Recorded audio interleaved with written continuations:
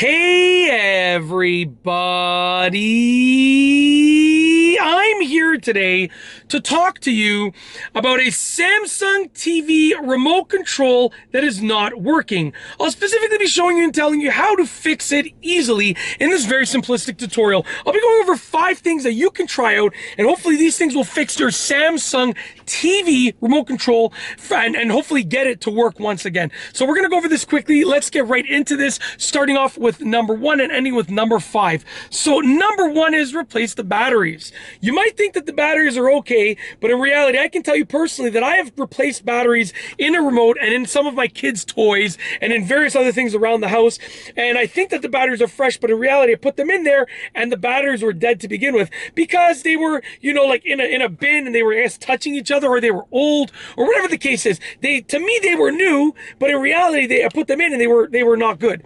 So replace the batteries with fresh out of the pack batteries that you know are working properly. I would go even as far as, putting the batteries in a different object, making sure that that object works, therefore the batteries work, and then removing those batteries and placing them in the remote. Then the batteries for sure work.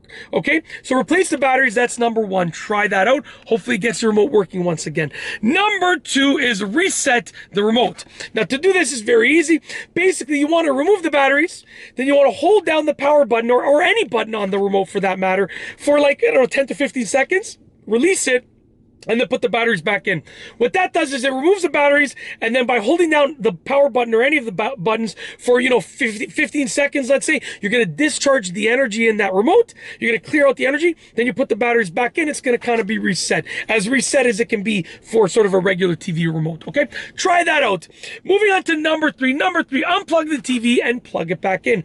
You might think it's your remote, but in reality it might be the TV.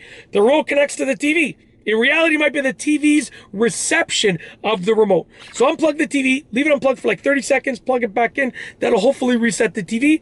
Maybe it'll fix the problem. Number 4 is look for obstructions. It depends on your remote control. Like this one, for instance, needs to be able to get to the TV. If it's an infrared remote control, it needs to be able to have a clear line of sight to the TV or to wherever the receiver is, and that will allow it to work. Make sure there's no obstructions. If you're trying to do this through a wall and it's an infrared remote control, it's not going to work. So make sure you have a clear line of sight between the remote and the TV, and make sure it's not too far. You don't want to be standing 50 feet away or something like that. Keep it within 10 feet if you're trying to get it to work again, and this way you sort of know that you're within the range where it should be working according to no obstructions and the distance from the remote to the TV.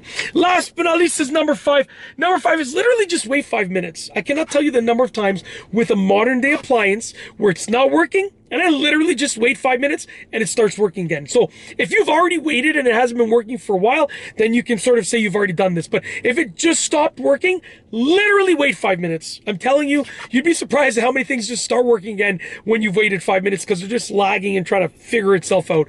So yeah, those are the 5 things that you can try out, and hopefully it gets your Samsung TV remote control to work once again. And that's truly it. I hope that you've enjoyed this video tutorial, and hopefully they work for you. If you like this video tutorial, please be sure to give it a thumbs up. Let me know what you think down below as a comment, and of course, be sure to subscribe for more great videos just like this one. And that's all I have for you today. Thanks for watching.